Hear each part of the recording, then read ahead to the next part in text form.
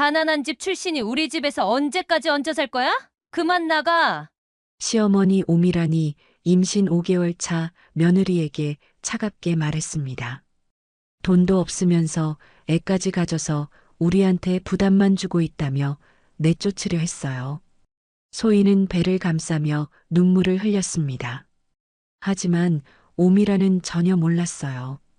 자신이 무시하고 쫓아낸 그 가난한 며느리가 5년 후 어떤 존재가 될지를요. 연 매출 수천억 원 대기업의 CEO가 되어 자신 앞에 서게 될 줄은 꿈에도 몰랐겠죠. 과연 이 며느리는 어떤 방식으로 시댁 식구들을 무릎 꿇게 만들었을까요? 그리고 가난하다고 무시했던 사람들에게 어떤 통쾌한 복수를 펼쳤을까요? 시청 전에 구독과 좋아요 꼭 부탁드립니다. 영상 제작에 큰 힘이 됩니다.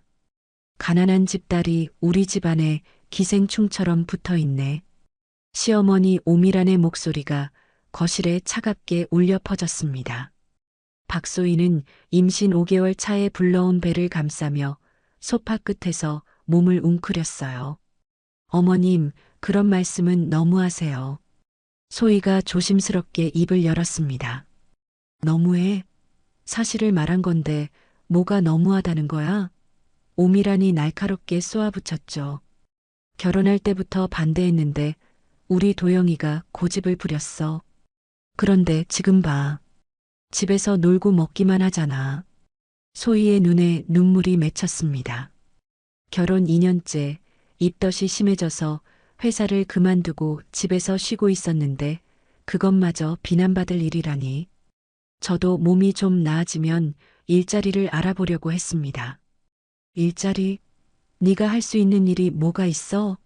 고등학교도 간신히 졸업한 게 전부잖아. 오미란의 말에 소희의 가슴이 아팠습니다. 가난한 집에서 태어나 부모님이 일찍 돌아가신 후 혼자 살아오며 고등학교 졸업이 전부였던 것이 사실이었거든요.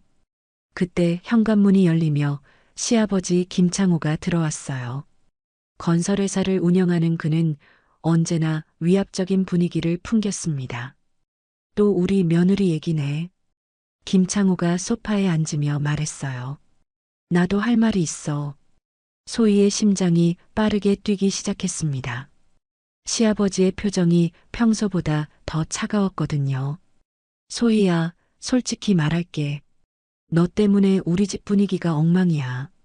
도영이도 요즘 일에 집중 못하고 있고, 아버님, 제가 뭘 잘못했는지 모르겠습니다. 뭘 잘못했냐고? 김창호의 목소리가 높아졌어요. 가난한 집애가 우리 집에 와서 기대기만 하고 앉아있잖아. 임신한 게 무슨 대수라고. 소희는 배를 감싸며 몸을 더욱 웅크렸습니다. 임신 5개월밖에 안 된 상황에서 이런 말을 들어야 한다니 너무 억울했어요. 그때 신우이 김나영이 직장에서 돌아왔습니다. 명품 브랜드에서 일하는 26세의 나영은 언제나 소희를 업신여겼어요. 오빠 어디 갔어요? 나영이 가방을 소파에 던지며 물었습니다. 회사에서 늦는다고 했어. 오미란이 대답했죠. 정말 답답해 죽겠어요. 나영이 소희를 흘끔 쳐다보며 말했습니다. 언니 때문에 우리 집 분위기 엉망인데 오빠는 또 왜 그렇게 감싸는지. 소희의 눈에서 눈물이 흘러내렸어요. 결혼 후 2년 동안 이런 식으로 무시당하며 살아왔지만 오늘은 특히 심했습니다. 울지 마. 오미란이 차갑게 말했어요. 우는 것도 이제 지겨워. 어머님, 저희가 빨리 독립하겠습니다. 소희가 눈물을 닦으며 말했어요. 독립? 김창호가 코웃음을 쳤습니다. 너희가 뭘로 독립해? 도영이 월급 300만 원으로? 그래도 저도 일하면. 일한다고? 나영이 비웃었어요. 언니가 뭘 할 줄 알아서? 임신한 사람 받아주는 곳이 어디 있는데? 소희는 아무 말도 할 수 없었습니다. 나영의 말이 맞았거든요. 임신 5개월인 상태에서 일자리를 구하는 것은 거의 불가능했어요. 솔직히 말할게. 오미란이 소희 앞에 다가와 앉았습니다. 너 때문에 우리 가족이 다 스트레스 받고 있어. 특히 도영이가 걱정이야. 제가 조심하겠습니다. 조심한다고 되는 문제가 아니야. 오미란의 눈빛이 차가워졌어요. 애초에 너 같은 애가 우리 집에 시집 온 게 잘못이었어. 소희의 가슴이 무너지는 것 같았습니다. 시어머니 입에서 이런 말이 나올 줄 몰랐거든요. 어머님, 그런 말씀은, 그런 말이 뭐가 어떻다고? 사실이잖아. 김창우가 끼어들었어요. 임신해서 일도 못하고 집에서 빈둥거리기만 하잖아. 아버님, 제가 원해서 쉬고 있는 게 아닙니다. 그럴 거면 피임을 하든지. 나영이 날카롭게 말했습니다. 계획도 없이 임신해놓고 이제 와서 뭘 바라는 거예요? 소희는 더 이상 참을 수가 없었어요. 일어나서 방으로 가려는데 오미란이 팔을 잡았습니다. 도망가지 마. 이야기 끝나지 않았어. 어머님, 저는 정말 최선을 다해서, 최선을 다했다고? 오미란의 목소리가 더욱 높아졌어요. 그럼 지금까지 우리한테 얹혀 산 돈은 언제 갚을 거야? 소희는 말문이 막혔습니다. 그것을 돈으로 계산하며 갚으라고 할 줄은 몰랐어요. 할 말 없지? 김창우가 비웃었습니다. 가난한 집 애들이 다 그래. 받을 때는 당연하게 받고 책임질 때는 모른 척. 그때 현관문이 열리며 남편 김도영이 들어왔어요. 소희는 안도의 한숨을 쉬었습니다. 남편이 오면 이 상황이 좀 나아질 거라고 생각했거든요. 도영아, 와서 앉아. 오미란이 아들을 불렀습니다. 무슨 일이에요? 도영이 소희의 울린 눈을 보며 물었어요. 네 와이프 얘기야. 김창우가 무거운 목소리로 말했습니다. 우리 가족회의 중이었어. 소희는 남편을 바라봤어요. 도영이 자신을 지켜줄 거라고 믿었습니다. 하지만 도영의 표정은 생각보다 차가웠어요. 소희야, 너도 좀 생각해봐. 도영이 한숨을 쉬며 말했습니다. 우리 형편의 아기를 키울 여유가 있나? 소희의 심장이 멈추는 것 같았어요. 남편마저 가족들 편을 드는 것 같았거든요. 여보, 그렇다고 해도 뭐야? 오미란이 소희의 말을 끊었습니다. 현실을 봐야지. 너희 둘이 벌어서 아이 키우고 살 수 있어? 어머니 말이 맞아. 나영도 거들었어요. 언니가 일도 못하는 상황에서 오빠 혼자 벌어서 어떻게 살아요? 소희는 배를 감싸며 몸을 떨었습니다. 가족 모두가 자신의 아이를 원하지 않는다는 사실이 너무 충격적이었어요. 솔직히 말할게. 김창우가 일어나서 소희 앞에 섰습니다. 너는 우리 집에 도움이 안 돼. 오히려 짐만 되고 있어. 아버님, 짐소리 듣기 싫으면 나가. 김창우의 목소리가 차갑게 얼어붙었어요. 가난한 집애가 우리 집에 와서 배만 불리고 앉아있는 꼴을 더 이상 못 보겠어. 소희의 눈에서 눈물이 쏟아져 내렸습니다. 이렇게까지 모욕을 당할 줄은 꿈에도 몰랐거든요. 그럼 어떻게 하라는 거예요? 소희가 떨리는 목소리로 물었습니다. 간단해. 오미란이 서늘하게 미소 지었어요. 아이 지우고 이혼해. 그리고 우리 앞에서 사라져. 어머님, 그런 말씀을. 뭐가 어때서? 언니 같은 사람이 아이를 제대로 키울 수 있을 것 같아요? 나영이 팔짱을 끼며 말했습니다. 소희는 더 이상 견딜 수 없었어요.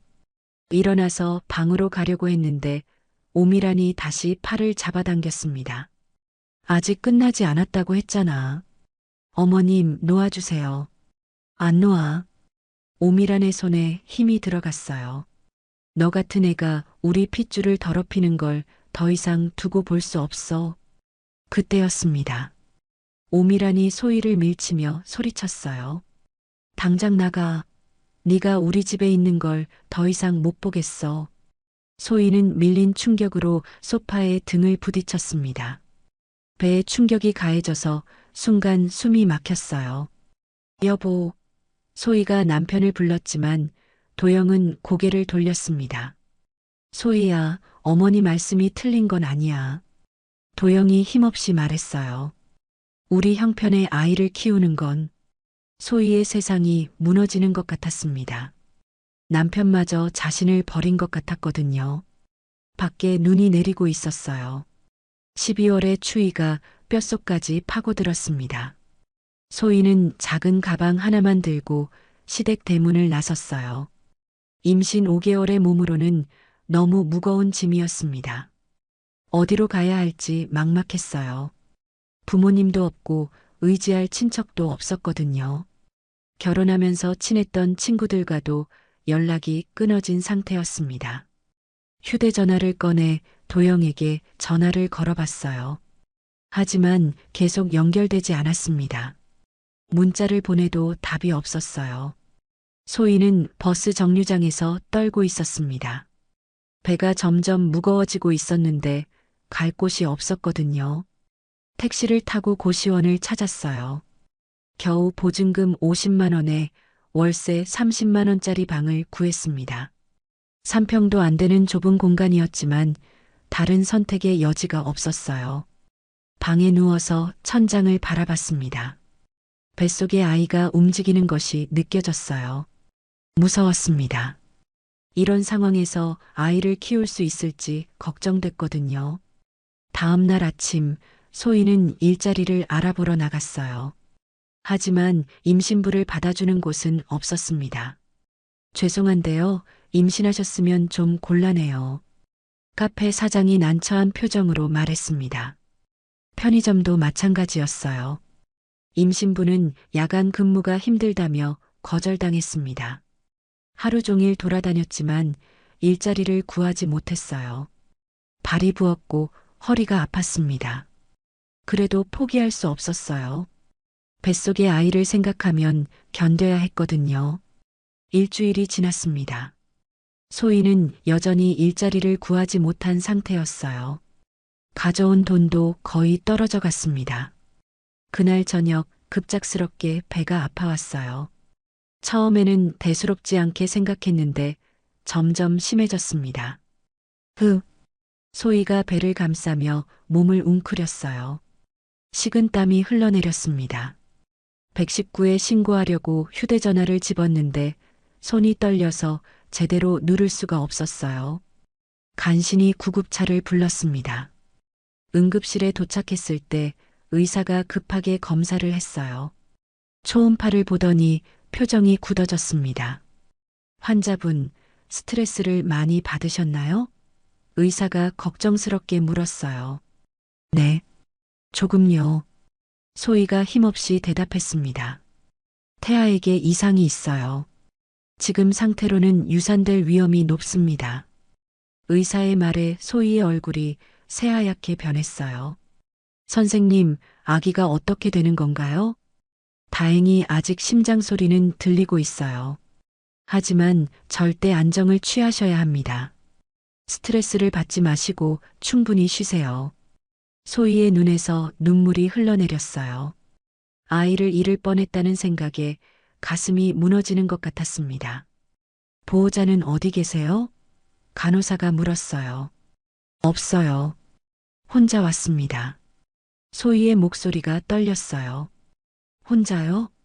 임신부가 혼자 응급실에 오신 건가요? 간호사가 놀라며 물었습니다. 남편은 어디 계시고요? 그 질문에 소희는 더 이상 참을 수 없었어요. 펑펑 울기 시작했습니다. 저를 버렸어요. 가난하다고 저를 버렸어요. 간호사가 당황하며 소희의 어깨를 토닥여 주었어요. 하지만 소희의 마음은 더욱 처절해졌습니다. 병원비가 20만 원이 나왔어요.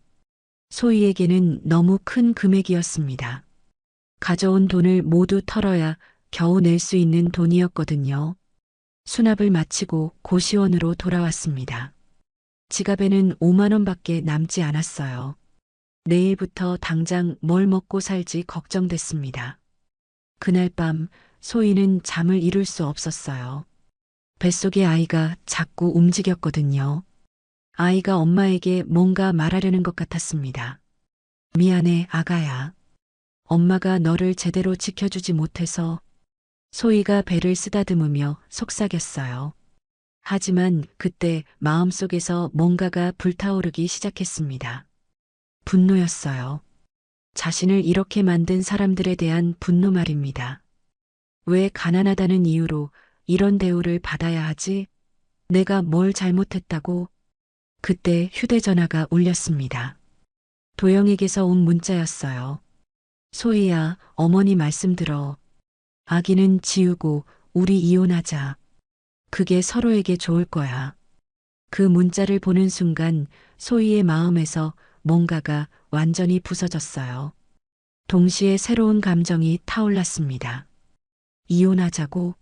아기를 지우라고? 소희의 눈에서 분노의 불꽃이 피어올랐어요. 휴대전화를 집어던졌습니다. 화면이 깨지면서 산산조각 났어요. 마치 자신의 마음처럼 말입니다. 절대 안 지워. 소희가 배를 감싸며 다짐했어요. 이 아이는 내가 반드시 지킬 거야. 그리고 너희들. 소희의 눈빛이 차가워졌어요. 언젠가 후회하게 만들어줄 테야. 다음 날부터 소희는 달랐어요. 임신부임에도 불구하고 할 수 있는 일을 찾아 나섰습니다. 재택근무로 할 수 있는 데이터 입력일을 구했어요. 하루 12시간씩 컴퓨터 앞에 앉아서 일했습니다.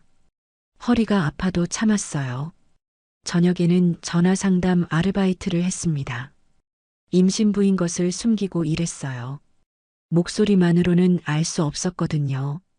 하루에 3-4시간밖에 잠을 못 잤지만 참았습니다. 아이를 위해서라면 뭐든지 할 수 있었어요. 한 달이 지나자 조금씩 돈이 모이기 시작했습니다. 많지는 않았지만 생활할 수 있을 정도는 됐어요. 그리고 소희는 밤마다 책을 읽었습니다.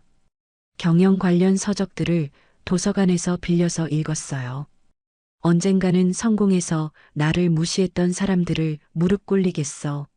소희의 다짐은 날이 갈수록 확고해졌습니다. 임신 8개월이 됐을 때였어요. 소희는 혼자서 검진을 받으러 병원에 갔습니다. 아기가 건강하게 잘 자라고 있어요. 의사가 미소를 지으며 말했어요. 힘든 상황에서도 잘 견뎌내셨네요. 감사합니다. 소희가 배를 쓰다듬으며 말했어요. 그때 복도에서 익숙한 목소리가 들렸어요. 돌아보니 신우이 김나영이었습니다. 명품 브랜드 매장 동료들과 함께 왔나 봤어요. 어머, 언니 아니에요?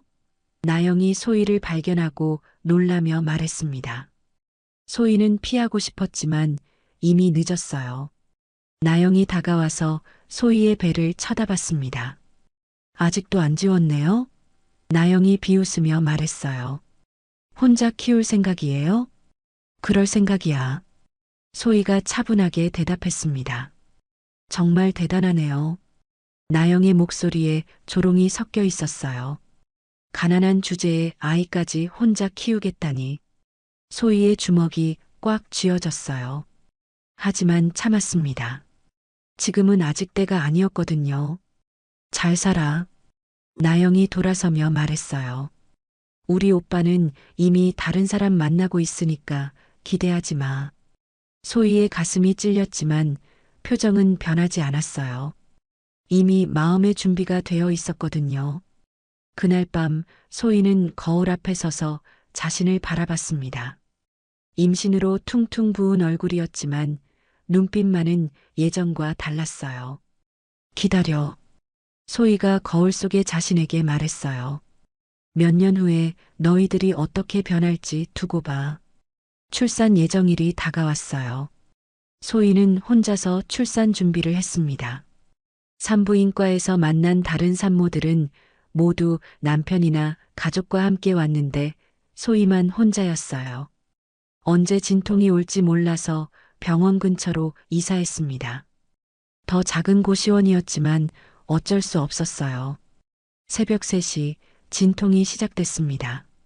소희는 혼자서 택시를 타고 병원으로 갔어요. 진통이 너무 아팠지만 참았습니다. 힘내세요. 거의 다 왔어요. 간호사가 격려해 주었습니다. 으악, 소희가 있는 힘껏 힘을 줬어요. 드디어 아기가 태어났습니다. 작지만 건강한 남자아이였어요. 축하드려요. 아드님이에요. 의사가 웃으며 말했습니다. 소희의 눈에서 눈물이 쏟아져 나왔어요. 박준서. 소희가 아이의 이름을 지어줬어요. 기쁨이 되어줄 아이라는 뜻이었습니다. 준서야, 엄마 목소리 들려? 소희가 아이에게 속삭였어요. 우리 둘이서 힘내서 살아가자. 병원에 머물 수 있는 시간은 사흘뿐이었어요. 돈이 없어서 더 오래 있을 수가 없었습니다. 집으로 돌아와서 소희는 육아와 일을 병행해야 했어요. 갓난아기를 돌보면서 재택 근무를 하는 것은 정말 힘들었습니다. 준서가 울면 일을 중단하고 달래야 했어요. 밤에는 잠도 제대로 못 잤습니다. 3시간마다 깨서 수유를 해야 했거든요. 하지만 포기할 수 없었어요. 이 아이를 위해서라면 뭐든지 할 수 있었습니다.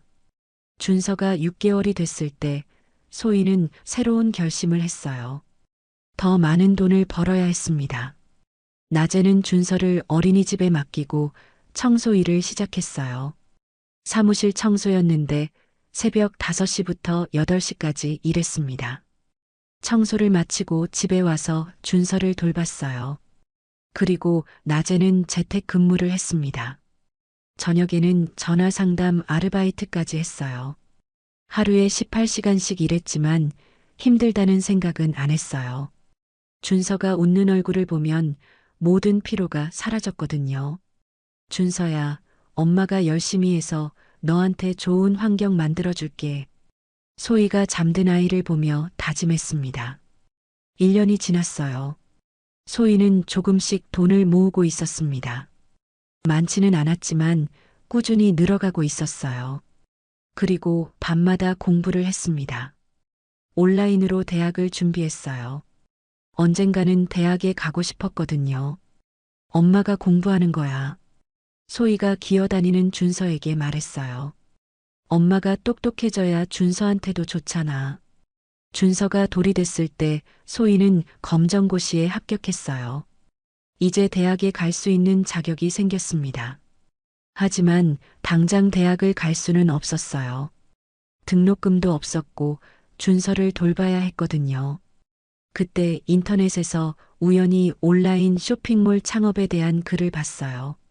소자본으로 시작할 수 있다는 내용이었습니다. 이거다. 소희의 눈이 반짝였어요. 집에서 할 수 있는 일이었거든요. 그날부터 소희는 온라인 창업에 대해 공부했습니다. 밤새워 자료를 찾아보고 성공 사례들을 분석했어요. 100만 원을 모아서 작은 온라인 쇼핑몰을 시작했습니다. 여성 액세서리를 파는 쇼핑몰이었어요. 처음에는 하루에 1~2개씩밖에 안 팔렸어요. 하지만 소희는 포기하지 않았습니다. 고객 한 명 한 명에게 정성껏 응대했어요. 포장도 예쁘게 해서 보냈습니다. 작은 메모까지 적어서 넣어줬어요. 점차 단골 고객들이 생기기 시작했어요. 입소문도 나기 시작했습니다. 준서야, 엄마 쇼핑몰이 잘 되고 있어. 소희가 기어다니는 준서에게 말했어요. 아바바. 준서가 옹알이로 대답했습니다. 그러던 어느 날 옛날 지인에게서 연락이 왔어요. 고등학교 동창인 미경이었습니다. 소희야, 너 요즘 어떻게 지내? 오랜만에 만나자. 미경이 밝은 목소리로 말했어요. 소희는 잠시 망설였어요. 자신의 현재 상황을 말하기가 부끄러웠거든요. 나 지금 좀 바빠서. 소희가 얼버무렸습니다. 뭐가 그렇게 바빠? 전업주부면서. 미경이 웃으며 말했어요. 전업주부가 아니야. 나 일하고 있어. 소희가 조심스럽게 말했습니다. 무슨 일? 설마 파트타임? 온라인 쇼핑몰 운영해. 소희가 자랑스럽게 말했어요. 온라인 쇼핑몰? 미경의 목소리가 놀라워졌어요. 대박이네. 잘 되고 있어? 그럭저럭. 소희가 겸손하게 대답했습니다. 사실 그럭저럭이 아니었어요. 한 달 매출이 500만 원을 넘기 시작했거든요. 그날 통화를 끝내고 소희는 뿌듯했어요. 자신의 일을 당당하게 말할 수 있어서 좋았습니다. 준서가 18개월이 됐을 때 더 큰 기회가 왔어요. 대형 온라인 쇼핑몰에서 입점 제안이 온 것입니다. 정말요? 소희가 전화기를 붙잡고 흥분했어요. 네, 저희가 관찰해 봤는데 고객 만족도가 아주 높더라고요. 담당자가 설명했습니다. 소희의 쇼핑몰이 대형 플랫폼에 입점하면서 매출이 급상승했어요. 한 달에 2천만 원까지 벌게 됐습니다. 준서야, 우리 이제 좀 나아졌어. 소희가 아이를 안으며 말했어요. 하지만 이것은 시작에 불과했습니다. 소희에게는 더 큰 꿈이 있었거든요. 그때 우연히 도영의 소식을 들었어요. 회사에서 승진했다는 얘기였습니다. 승진했다고? 소희가 냉소를 지었어요. 그래봤자 회사원인데 뭐. 나는 이제 내 회사를 키울 거야. 소희가 다짐했습니다. 준서가 2살이 되던 해 소희의 사업은 새로운 전환점을 맞았어요. 온라인 쇼핑몰 매출이 월 5천만 원을 넘어섰습니다. 이제 혼자서는 감당이 안 되겠어. 소희가 컴퓨터 화면을 보며 중얼거렸어요. 주문량이 너무 많아져서 밤새워 일해도 처리하기 힘들었거든요. 첫 번째 직원을 뽑았습니다. 20대 초반의 대학생 알바였어요. 주문 처리와 포장을 도와주는 일이었습니다. 안녕하세요, 사장님. 직원이 인사했을 때 소희는 묘한 기분이었어요. 누군가가 자신을 사장님이라고 부르는 게 신기했거든요. 열심히 해보자. 소희가 미소 지으며 말했어요. 사무실도 얻었습니다. 20평짜리 작은 공간이었지만 소희에게는 성취감이 컸어요. 드디어 제대로 된 사업장을 갖게 된 것입니다. 준서야, 엄마 사무실이야. 어때? 소희가 준서를 데리고 와서 보여줬어요. 와, 준서가 넓은 공간을 보고 신기해했습니다. 그의 말, 더 큰 기회가 왔어요. 해외 바이어들이 관심을 보이기 시작한 것입니다. 한국 제품의 품질이 좋다고 해외에서 인기가 많아요. 무역업체 담당자가 설명했습니다. 저희와 함께 수출하시는 게 어떨까요? 소희의 가슴이 뛰었어요. 해외 수출이라니 상상도 못했던 일이었습니다. 해보겠습니다. 소희가 단호하게 대답했어요. 해외 수출을 시작하면서 매출이 급격히 증가했습니다. 월 1억 원을 넘어섰어요. 직원도 5명까지 늘어났고 더 큰 사무실로 이사했습니다. 이제 제법 회사다운 모습을 갖추게 됐어요. 그러던 어느 날 예상치 못한 전화가 왔습니다. 도영이었어요. 소희야, 나야. 목소리가 어색하게 들렸어요. 무슨 일이야? 소희가 차갑게 물었습니다. 3년 만에 연락이었거든요. 내 소식을 들었어. 사업 잘 된다고 하더라. 도영의 목소리에 어떤 기대감이 섞여 있었어요. 그래서 소희의 목소리는 여전히 차가웠습니다. 우리 다시 시작할 수 없을까? 도영이 조심스럽게 물었어요. 준서도 있고 가족이 함께 사는 게 좋지 않을까? 소희는 순간 말문이 막혔어요. 3년 전 자신을 버렸던 사람이 이제 와서 다시 돌아오자고 하다니. 다시 시작하자고? 소희가 비웃었어요. 3년 전에 가난하다고 져버렸으면서 그때는 어쩔 수 없었어. 도영의 목소리가 작아졌어요. 어쩔 수 없었다고? 소희의 목소리가 높아졌습니다. 임신한 아내를 버리는 게 어쩔 수 없는 일이었어? 소희야, 과거 일은 잊자. 이제 우리 새로 시작하면. 전화 끊어. 소희가 단호하게 말했어요. 다시는 연락하지 마. 너는 이미 내 인생에 없는 사람이야. 전화를 끊고 소희는 한참을 생각했어요. 3년 전에 그 굴욕스러운 순간들이 떠올랐습니다. 이제 와서 돌아오겠다고? 소희가 냉소를 지었어요. 너무 늦었어. 그때 준서가 다가와서 소희의 치마를 잡아당겼어요. 엄마, 왜 화났어? 준서가 맑은 눈으로 물었습니다. 아니야, 준서야. 엄마는 괜찮아. 소희가 아이를 안으며 미소 지었어요. 그날 밤 소희는 준서를 재우고 나서 창밖을 바라봤습니다.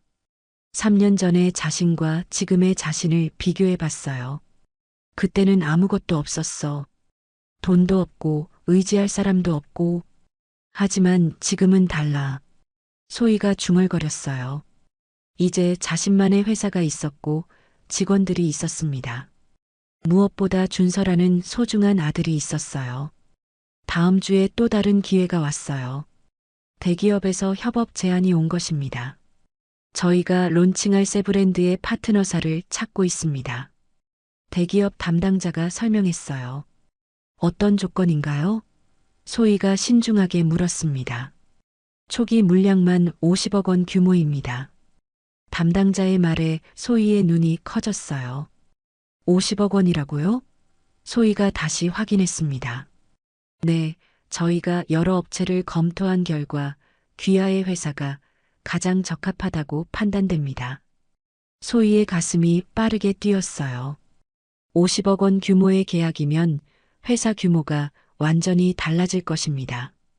계약서를 검토해 보겠습니다. 소희가 침착하게 답했어요. 그날 밤 소희는 계약서를 꼼꼼히 검토했습니다. 조건도 나쁘지 않았고 미래 전망도 밝아 보였어요. 해보자. 소희가 결심했습니다. 계약을 체결하고 나서 소희는 회사 규모를 대폭 확장했어요. 직원을 20명까지 늘리고 더 큰 사무실로 이사했습니다. 사장님, 대단하세요. 직원들이 소희를 존경하는 눈빛으로 봤어요. 우리 모두 함께 만든 성과야. 소희가 겸손하게 말했습니다. 그의 매출이 30억 원을 넘었어요. 불과 4년 전만 해도 하루 세끼 먹는 것도 어려웠던 소희였는데 이제는 연 매출 30억 원의 회사 대표가 된 것입니다. 준서야, 엄마가 해냈어. 소희가 잠든 아이에게 속삭였어요. 이제 너한테 부끄럽지 않은 엄마가 됐어. 하지만 이것은 시작에 불과했습니다. 소희에게는 더 큰 계획이 있었거든요. 준서가 4살이 되던 해 소희의 회사는 괄목할 만한 성장을 이뤘어요. 연 매출 100억 원을 돌파한 것입니다. 사장님, 축하드립니다. 회계 담당 직원이 자료를 들고 와서 말했어요. 이번 분기 매출이 35억을 넘었습니다. 정말이야? 소희가 믿기지 않는다는 표정으로 물었습니다. 네, 해외 수출이 대폭 증가했어요. 특히 동남아 쪽에서 주문이 폭증했습니다. 소희는 가슴이 뿌듯했어요. 5년 전 고시원에서 갓난아기를 키우며 하루 18시간씩 일했던 자신을 떠올렸습니다. 그때 비서가 들어왔어요. 30대 초반의 능력 있는 여성이었습니다. 사장님, 오늘 오후에 은행장님과 미팅이 있습니다. 대출 한도 증액건으로요. 알겠어. 소희가 고개를 끄덕였어요. 이제는 은행에서 먼저 찾아와서 대출을 권하는 상황이었습니다. 오후에 은행에 가서 미팅을 했어요. 은행장이 직접 나와서 맞이했습니다. 박 대표님, 정말 대단하십니다. 은행장이 존경하는 눈빛으로 말했어요. 이렇게 빠른 속도로 성장한 회사는 처음 봅니다. 운이 좋았죠. 소희가 겸손하게 답했습니다. 운이 아니라 실력입니다. 저희 은행에서 VIP 고객으로 모시고 싶습니다. 소희는 5년 전을 떠올렸어요. 병원비 50만 원 내는 것도 어려워했던 자신이 이제는 은행에서 VIP 고객 대우를 받고 있다니. 그때 휴대전화가 울렸어요. 준서의 유치원에서 걸려온 전화였습니다. 네, 박소희입니다. 소희가 전화를 받았어요. 준서 엄마님이시죠? 원장 선생님의 목소리였어요. 준서가 발표대회에서 1등을 했어요. 정말요? 소희의 얼굴에 미소가 번졌어요. 네, 정말 똑똑한 아이예요. 준서 자랑을 많이 해주세요. 전화를 끊고 소희는 뿌듯했어요. 아이도 잘 자라주고 사업도 잘 되고 있었습니다. 저녁에 준서를 데리러 유치원에 갔어요. 다른 엄마들이 소희를 보며 수군거렸습니다. 저분이 그 유명한 박 대표님이래요. 한 엄마가 속삭였어요. 진짜? 그렇게 젊은 분이? 다른 엄마가 놀라며 말했습니다. 회사 진짜 크다던데. 직원이 100명도 넘는다고 하던데요. 소희는 그런 시선들을 느끼면서도 신경 쓰지 않았어요. 이제는 다른 사람들의 평가에 좌우되지 않았거든요. 엄마, 준서가 달려와서 소희의 다리를 안았어요. 우리 아들 발표대회에서 1등 했다며? 소희가 준서를 안으며 말했어요. 응, 나 열심히 했어. 준서가 자랑스럽게 말했습니다. 정말 잘했네. 엄마가 자랑스러워. 소희가 준서의 머리를 쓰다듬어 주었어요. 집으로 가는 차 안에서 준서가 물었어요. 엄마, 우리 부자야? 준서의 순진한 질문에 소희가 웃었습니다. 왜 그런 생각이 들어? 소희가 물었어요. 친구들이 그러는데 우리 집이 제일 크고 차도 제일 좋대. 준서가 말했습니다. 소희는 잠시 생각했어요. 언제부터인가 자신의 생활 수준이 많이 올라가 있었습니다. 부자가 되는 게 중요한 게 아니야. 소희가 준서를 보며 말했어요. 열심히 살아서 다른 사람들에게 도움이 되는 사람이 되는 게 중요해. 알겠어, 엄마. 준서가 고개를 끄덕였어요. 그날 밤 소희는 회사 앞으로의 계획을 세웠습니다. 이제 다음 단계로 나아가야 했어요. 상장 준비를 시작하자. 소희가 다짐했습니다. 다음 날 임원진과 미팅을 했어요. 상장 계획을 발표했습니다. 사장님, 정말 상장하실 생각이신가요? CFO가 놀라며 물었어요. 그래. 이제 그럴 때가 됐다고 생각해. 소희가 단호하게 말했습니다. 하지만 상장 준비에는 많은 시간과 비용이 들어갑니다. CFO가 걱정스럽게 말했어요. 할 수 있어.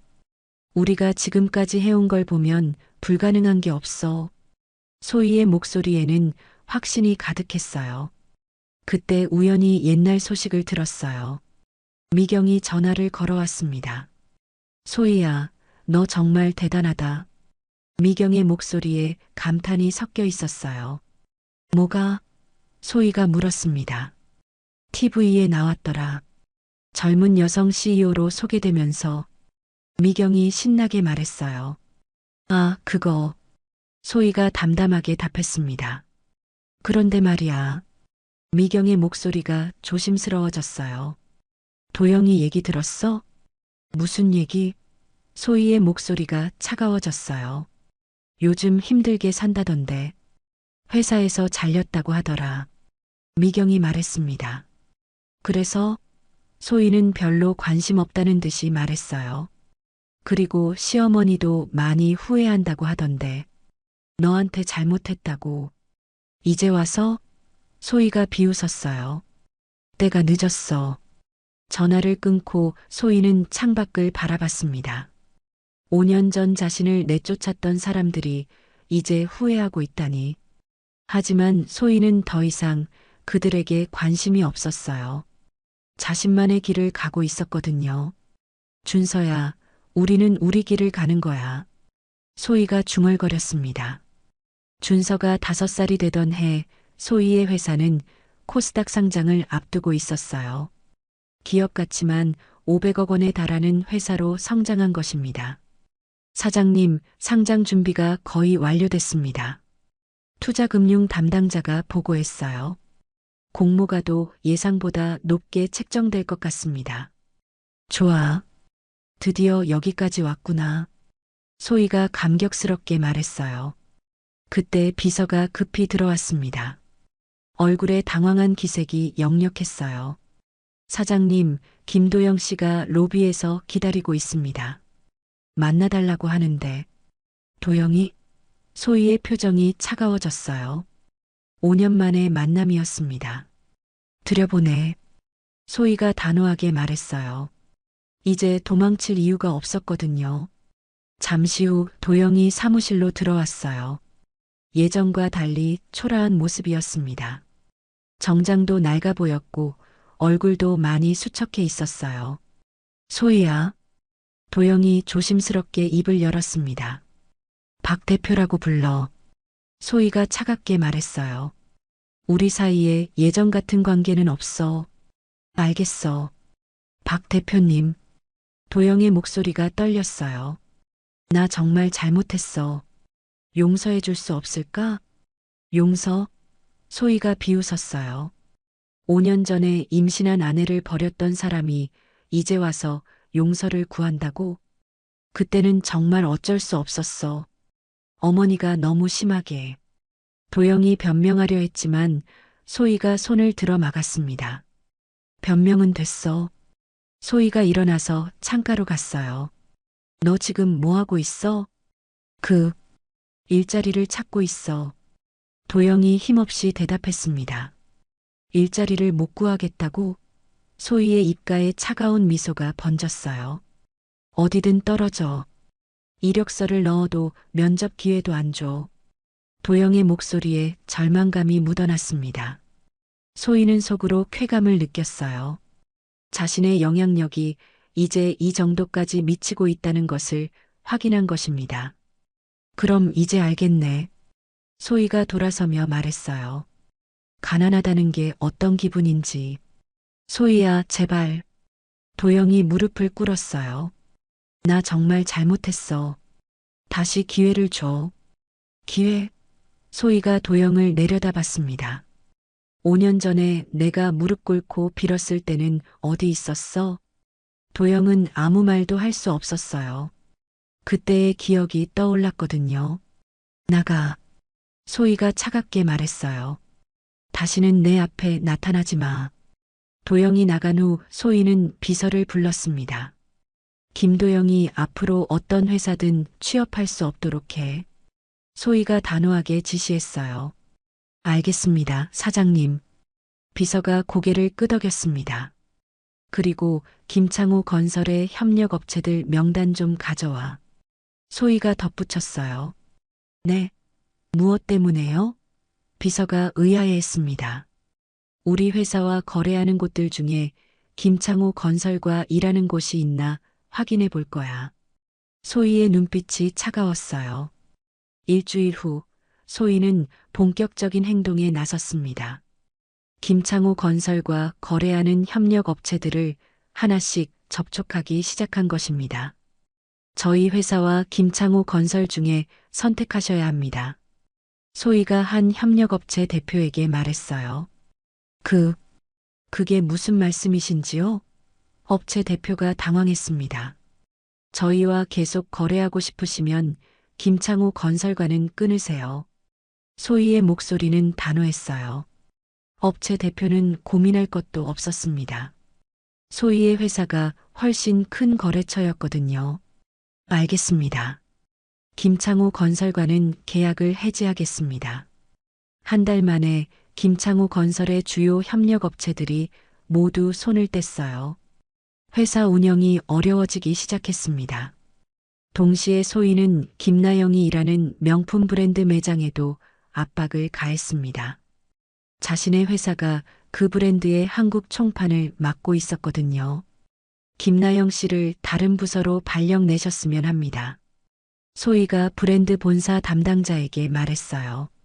무슨 이유로요? 담당자가 물었습니다. 개인적인 문제가 있어서요. 소희가 차갑게 답했습니다. 며칠 후 나영은 매장에서 창고 관리직으로 좌천됐어요. 급여도 절반으로 줄어들었습니다. 그것으로 끝이 아니었어요. 소희는 시댁 식구들이 사용하는 모든 서비스에 압박을 가했습니다. 오미란이 자주 가던 병원도 소희 회사와 거래하는 곳이었어요. 진료 예약이 계속 밀리기 시작했습니다. 김창호가 이용하던 골프클럽도 마찬가지였어요. 소희 회사가 스폰서를 하고 있던 클럽이었거든요. 갑자기 멤버십에 문제가 생겼다며 연락이 왔어요. 이 모든 일들이 우연이 아니라는 것을 깨달은 것은 오미란이었습니다. 여보, 이상해. 오미란이 김창호에게 말했어요. 요즘 우리한테만 이상한 일들이 계속 생기잖아. 무슨 말이야? 김창호가 물었습니다. 회사 일도 그렇고, 나영이 직장 일도 그렇고, 혹시 소희가? 설마. 김창호가 고개를 저었어요. 그 애가 뭘 할 수 있겠어. 하지만 오미란의 의심은 점점 확신으로 바뀌었어요. 인터넷에서 소희의 소식을 찾아봤거든요. 여보, 이거 봐. 오미란이 신문 기사를 보며 소리쳤어요. 뭔데? 김창호가 다가왔습니다. 우리 며느리. 아니, 소희 말이야. 기사에 나와 있어. 대기업 대표라고. 김창호가 기사를 읽어보니 믿을 수가 없었어요. 5년 전 가난하다고 내쫓았던 며느리가 연 매출 100억 원 대기업의 CEO가 되어 있었습니다. 이럴 수가. 김창호의 얼굴이 창백해졌어요. 그때 나영이 집에 들어왔어요. 얼굴이 잔뜩 굳어 있었습니다. 언니가 복수하고 있어요. 나영이 분노에 찬 목소리로 말했어요. 뭐라고? 오미란이 놀라며 물었습니다. 제가 회사에서 창고로 쫓겨난 것도 아버지 회사가 어려워진 것도 다 언니 짓이에요. 나영이 소리쳤어요. 김창호는 그제야 상황을 이해했습니다. 소희가 체계적으로 복수를 하고 있다는 것을요. 우리가 어떻게 된 거야? 오미란이 절망적으로 말했어요. 그날 밤 시댁 식구들은 잠을 이룰 수 없었어요. 5년 전 자신들이 저질렀던 일의 대가를 치르고 있다는 것을 깨달았거든요.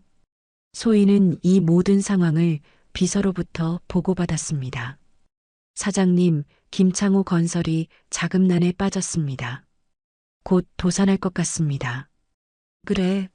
소희의 입가에 차가운 미소가 번졌어요. 이제 시작일 뿐이야.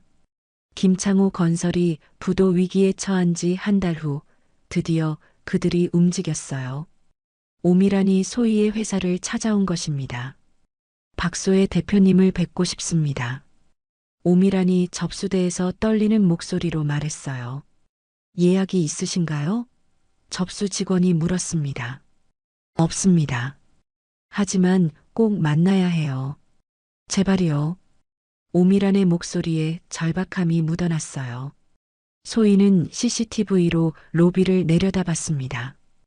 5년 전 자신을 내쫓았던 시어머니가 초라한 모습으로 서 있었어요. 들여보내. 소희가 비서에게 말했어요. 정말요? 비서가 의외라는 표정으로 물었습니다. 응. 이제 마무리할 때가 됐어. 소희의 눈빛이 차가웠어요. 오미란이 사무실로 들어왔을 때 소희는 책상에 앉아 서류를 보고 있었어요. 고개도 들지 않았습니다. 소희야.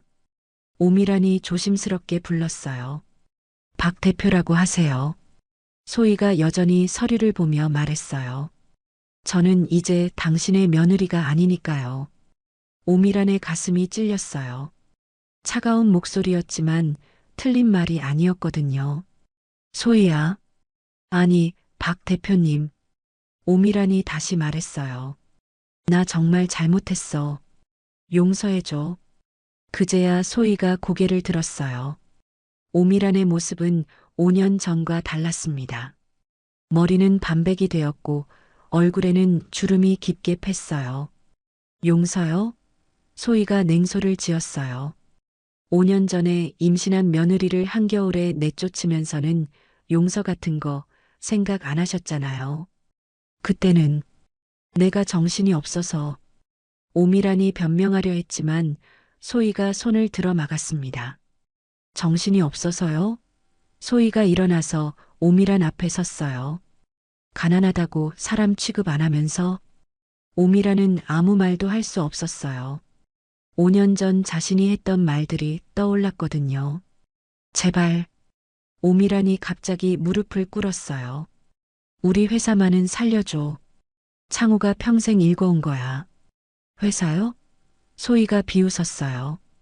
그 회사 돈으로 저를 무시하고 괴롭혔잖아요. 내가 잘못했어. 다 내 잘못이야. 오미란이 바닥에 이마를 대며 빌었어요. 소희는 그런 오미란을 내려다봤습니다. 5년 전 자신이 그 자리에서 빌었던 기억이 떠올랐어요.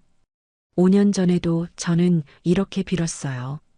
소희가 차갑게 말했어요. 그때 뭐라고 하셨죠? 가난한 집애가 기생충 같다고 하셨잖아요. 소희야. 오미란이 눈물을 흘리며 말했어요. 그리고 제 아이를 지우라고 하셨죠. 소희의 목소리가 떨렸어요. 5년 전의 분노가 되살아났거든요. 정말 미안해. 나 정말 잘못 생각했어. 오미란이 계속 빌었어요. 그때 문이 열리며 김창호가 들어왔습니다. 그도 오미란만큼이나 초라한 모습이었어요. 박 대표님. 김창호가 힘없이 말했어요. 시아버님도 오셨네요. 소희가 비꼬며 말했어요. 5년 전에는 가난한 집애라고 무시하시더니 내가 정말 잘못했다. 김창호도 무릎을 꿇었어요. 회사를 살려달라. 부탁이야. 두 사람이 나란히 무릎을 꿇고 비는 모습을 보며 소희는 복잡한 감정을 느꼈어요. 쾌감도 있었지만 동시에 허무함도 들었습니다. 준서는 어때? 오미란이 갑자기 물었어요. 우리 손자는 잘 크고 있어? 손자요? 소희가 차갑게 웃었어요. 5년 전에 지우라고 하셨던 그 아이 말씀이세요? 오미란의 얼굴이 창백해졌어요. 자신이 했던 말이 되돌아오고 있었습니다. 준서는 당신들과는 아무 관계없는 아이예요.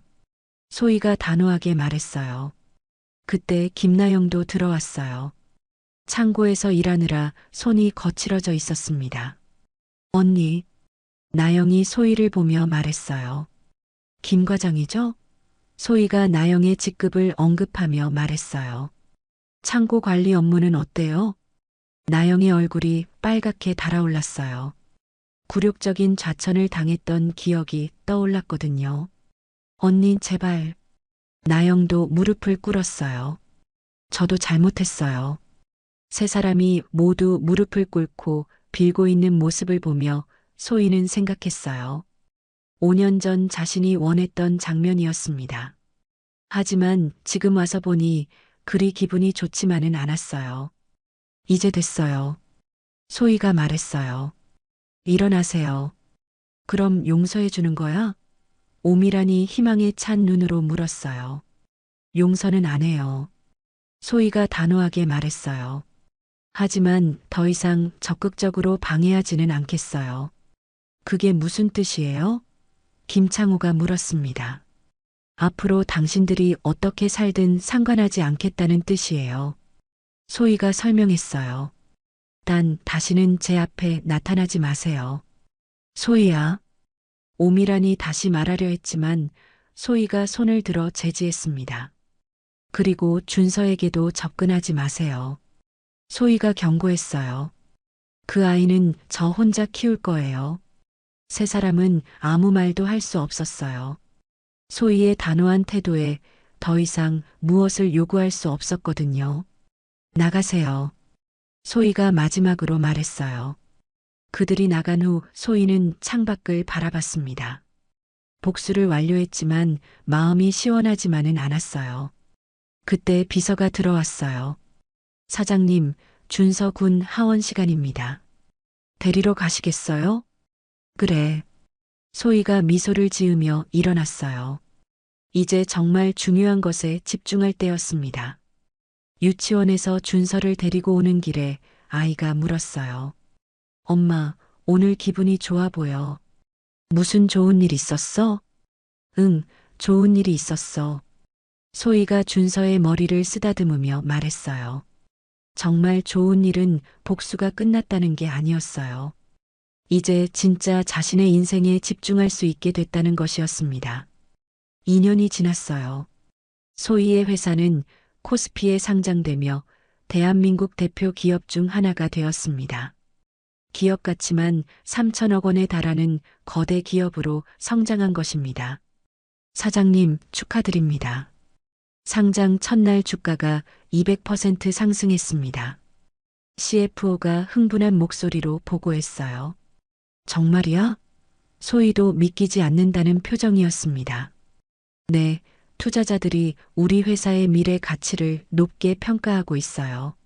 소희는 사무실 창밖을 바라봤어요. 서울 시내가 한눈에 내려다 보이는 63층 사무실이었습니다. 7년 전 고시원에서 갓난아기를 키우던 자신을 떠올렸어요. 준서는 어디 있어? 소희가 비서에게 물었습니다. 회의실에서 숙제하고 있어요. 비서가 미소 지으며 답했어요. 소희는 회의실로 가서 준서를 찾았습니다. 이제 7살이 된 준서는 의젓한 모습으로 숙제를 하고 있었어요. 엄마, 준서가 소희를 보고 달려왔어요. 우리 아들, 숙제 다 했어? 소희가 준서를 안으며 물었습니다. 응, 다 했어. 그런데 엄마, 오늘 TV에서 엄마 봤어. 준서가 자랑스럽게 말했어요. 그래, 어땠어? 소희가 웃으며 물었습니다. 정말 멋있었어. 나도 엄마처럼 되고 싶어. 준서의 눈이 반짝였어요. 소희의 가슴이 뿌듯했어요. 아들이 자신을 자랑스러워한다는 것이 무엇보다 기뻤습니다. 그때 비서가 들어왔어요. 사장님, 김민호 씨가 오셨습니다. 저녁 약속 시간이에요. 아, 맞다. 소희가 시계를 봤어요. 7시였습니다. 김민호는 소희가 1년 전부터 만나고 있는 남자였어요. 대형 로펌에서 일하는 35세 변호사였습니다. 소희 씨, 축하해요. 민호가 꽃다발을 들고 나타났어요. 상장 소식 들었어요. 고마워요. 소희가 미소 지으며 꽃을 받았습니다. 준서야, 인사해. 소희가 아들을 소개했어요. 안녕하세요, 아저씨. 준서가 예의 바르게 인사했습니다. 우리 준서, 오늘도 멋지네. 민호가 준서의 머리를 쓰다듬어 주었어요. 민호는 소희의 과거를 모두 알고 있었어요. 처음에는 놀랐지만 오히려 소희의 강인함에 감동했다고 했습니다. 저녁을 먹으며 민호가 말했어요. 소희 씨 정말 대단해요. 이렇게까지 성공할 줄 몰랐어요. 운이 좋았죠. 소희가 겸손하게 답했습니다. 운이 아니에요. 노력의 결과죠. 민호가 진심으로 말했어요. 그때 준서가 입을 열었어요. 김 아저씨, 우리 엄마랑 결혼할 거예요? 준서의 순진한 질문에 두 사람이 당황했습니다. 준서야, 그런 말 하는 거 아니야. 소희가 아이를 타일렀어요. 괜찮아요. 민호가 웃으며 준서를 보았어요. 준서야, 아저씨가 너랑 엄마를 정말 사랑해. 그래서 가족이 되고 싶어? 정말이에요? 준서의 눈이 커졌어요. 정말이야. 너도 괜찮으면 말이야. 민호가 다정하게 말했습니다. 좋아요. 준서가 박수를 쳤어요. 소희는 그런 모습을 보며 흐뭇했어요. 드디어 진짜 가족을 만날 수 있을 것 같았습니다. 6개월 후 소희와 민호는 조용한 결혼식을 올렸어요. 준서가 반지를 전달하는 역할을 맡았습니다. 엄마, 정말 예뻐. 준서가 웨딩드레스를 입은 소희를 보며 말했어요. 고마워, 우리 아들. 소희가 준서를 꼭 안았습니다. 이제 우리 진짜 가족이네. 민호가 두 사람을 안으며 말했어요. 신혼여행은 준서와 함께 제주도로 갔어요. 세 사람이 함께하는 첫 번째 여행이었습니다. 바닷가에서 준서가 모래성을 쌓고 있을 때 소희와 민호가 대화했어요. 소희 씨, 정말 행복해요. 민호가 진심으로 말했어요. 저도요. 소희가 웃으며 답했습니다. 이런 평범한 행복이 이렇게 소중한 줄 몰랐어요.